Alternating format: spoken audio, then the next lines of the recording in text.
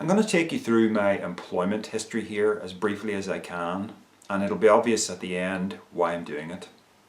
So let's start in my early teens when I was a paper boy working for a newsagent. The owner of the newsagent was a man, but everyone that I can remember working behind the counter was a woman over the 3 or 4 years that I did this. Most of the paper boys, I guess, were boys. There was at least one paper girl, but we weren't really earning a proper wage the way the girls behind the counter were. Paper boys got an absolute pittance. I was working like 45 minutes a day delivering papers, 6 days a week, and getting like 10 to 15 pounds at the end of the week for all that work. It was terrible. So I'm pretty sure that the girls working behind the counter were getting a proper wage. Owner of the business was a man. Okay, just bear all those facts in mind. Fast forward a few years, I am 19 I think, and my mum gets me a job working at the clothing factory where she's employed. She's a stitcher. So I'm working in the cutting room with another man, and the rest of the workforce are female. They're all working behind those sewing machines, and I think there's about 20 to 30 of them maybe. So it's a predominantly female workforce to the tune of about 90 to 95% female, and the owner of the business again is a man, right? So I was working there 3 or 4 months and that had to end. I then got a job working in a school as an IT technician. It wasn't a real job. I was on the job training program, which meant that I got to collect my dole check without having to sign on, plus I got £10 a week in addition to that. And again, it was an absolute pittance of money, but it was job experience for a full year in a school. I would say the workforce was probably 60-40 female to male. It's hard to say, it could have been 50-50, but there was certainly males and females both well represented among the staff. And my line manager was a female. So that was for a year. That had to end. It was a 1-year contract. I then got a job, another computer related job for a year at a place called Armagh Records Centre. It was a family tree research place. The workforce, there was about 20 of us, male and female. At a guess, I think 60% female probably. Could have been 50-50, but 60% female, 40% male.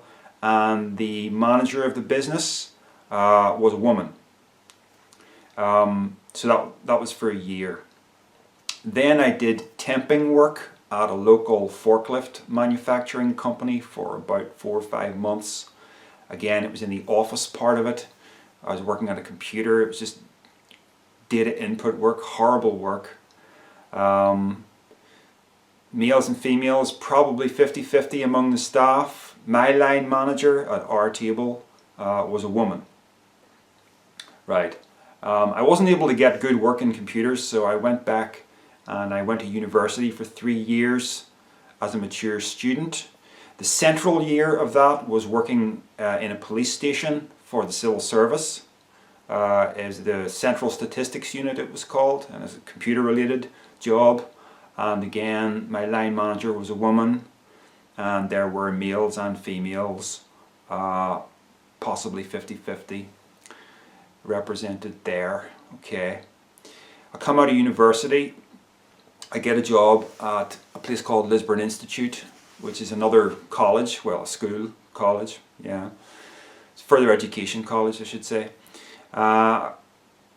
Plenty of males and females, probably again more females than males, and I think it's just the nature of the job. Females seem to be attracted to teaching roles more than males. Again, the senior technician that I worked with was a man, but I also kind of had a line manager who was a woman at at the same time, she was the head of the computer department. Yeah. So then at the year 2000, I changed jobs again because an IT technician job comes up in my local town, and I go for it. And this is the job that I've been in for the last 19 years or thereabouts. So I'd say when I started the job, it seemed like there was 50-50 balance of men and women. My line manager this time is a man, and has been a man. Has had 2 line managers over the years. They've both been men. But I would say now the workforce is probably 70% female, 30% male. All the principals of the school have been male so far, but there have been plenty of vice principals who have been women. Plenty of heads of department who've been women. And there's where we stand today. And it was a hard road for me to get to where I am, and I'm certainly not in what you'd call a really fantastic job or anything like that. It's certainly not. It is a skilled job. I had to go to university to get myself qualified enough to do it, which seems crazy to me because it's not really. I mean, you need a university qualification to be a technician. Apparently you do, for the simple reason that all of the competition that's going for these kind of jobs are going to university. You kind of just have to go there by default if you want to be in with a chance. But it's pretty hard. Nothing came easy for me. I had to go through several really terrible, mind-numbing jobs before I actually got one that was actually stimulating to the sort of skill set that I had. And I was lucky enough to get that in the end. So where am I going with this? Yeah, this is a video really about how I feel when I hear a feminist talking about male privilege, because I haven't had any, and you can see that by this employment history that I've given you. And bear in mind, this employment history is going back to the 1980s. So I don't get the whole feminist thing. And I realize that I'm really just giving you an anecdotal information here. It's just one person's life. But I've had male friends who've gone through university and are essentially stuck in a job that they are massively overqualified for. They're just stuck in a job that they didn't need a university qualification for.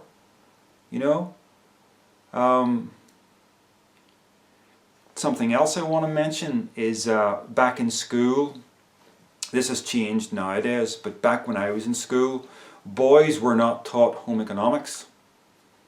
No, but in junior high, ages 11 to 14, I was taught German and French and Latin, but just taught nothing about how to manage a domestic life.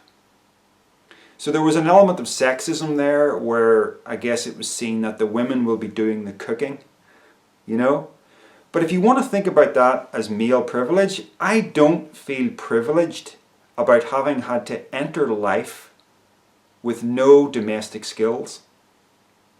Do you see? There's no privilege in that for me.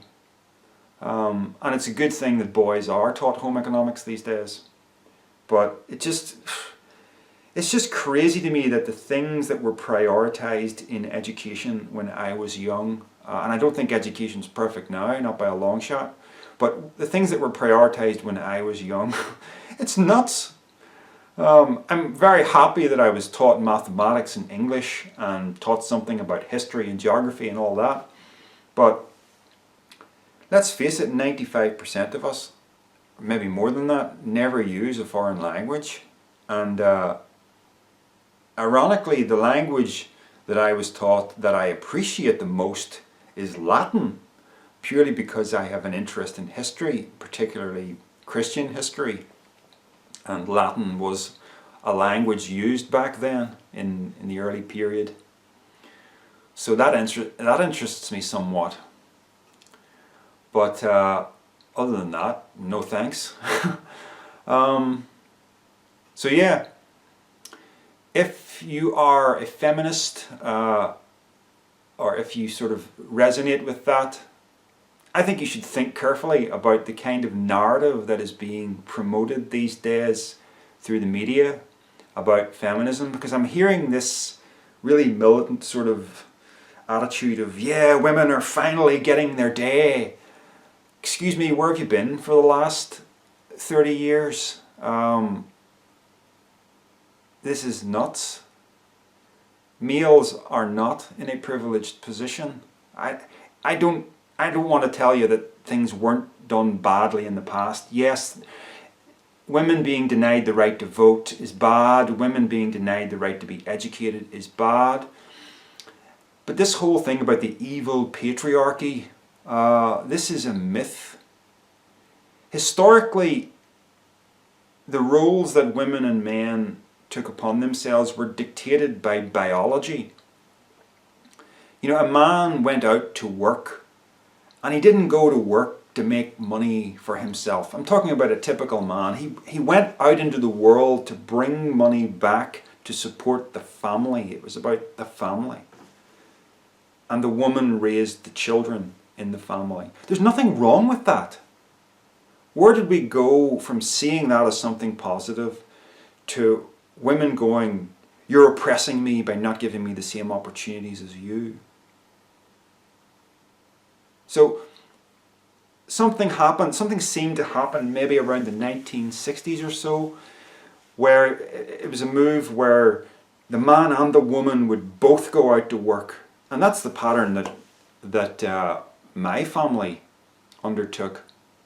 But it's certainly not an ideal situation, you know. So the man goes out to work, the woman goes out to work. What do you do with the child? Oh, if you're lucky enough to have grandparents, you can get one of them to raise the child for you for half of the day. Or you can go to work so that you can pay someone else, a stranger, to raise your child for half of the day. This is a very unnatural kind of thing. I once knew a woman, she's actually the wife of an old friend of mine who emigrated to the USA. So she was American by birth, and he married her and went over to live with her. Now, she was pregnant with their first kid when she got the news that she was accepted into Harvard University. Right? And she turned it down because the child was coming. And some people thought she was nuts for doing that. This is Harvard University. Not everybody gets offered Harvard University, right? But what she was doing was, she was dealing with reality. This child was coming. This child was going to require constant care. She was going to have a husband. You see? She did something that is absolutely honorable and praiseworthy. She put the child first over her personal ambitions. You see? So I have mad respect for that. Mad respect for that. And I think even part of the feminist narrative seems to be the underplaying of the honor and dignity of the role of parenthood, especially for the woman. The woman is the one that really needs to be there for the child in the early years, you know, like from 1 to 5, say. And I only use the word 5 because that's when the education system basically takes the child off your hands for half the day. But yeah, we got to get back to seeing that as a praiseworthy role. You're nurturing the next generation. You're nurturing the future. And what do we call that kind of a person? You're a housewife. That's terrible. A way of degrading something that is honorable. Yeah. So we now have a situation where men work, women work, and everybody's stressed, nobody's happy. You see? Yeah. Am I being controversial? Am I being sexist? I don't think I am. I think I'm being realistic. Biology dictates the roles that we play in life. I don't want to hold women back. I mean, if you're a woman and you want a career, go for it. I don't want to hold you back. But if you want to be a parent, I would say think carefully about trying to do some kind of balancing act between career and parenthood. The one regret that my mum had, and I know this because she spoke of this, the one regret that she had about life, she's dead now, the one regret that she had about life was that she didn't spend enough time with me when I was very young. My mum did continue to work, and I was being babysat by my granny, her mother, a woman that I have no memory of. She died when I was quite young. But so there you have it. There's my own mother regretted the choice she made. I have no memory of having missed out on anything, because I have no memory of anything under 5 years old. But yeah, something to think about.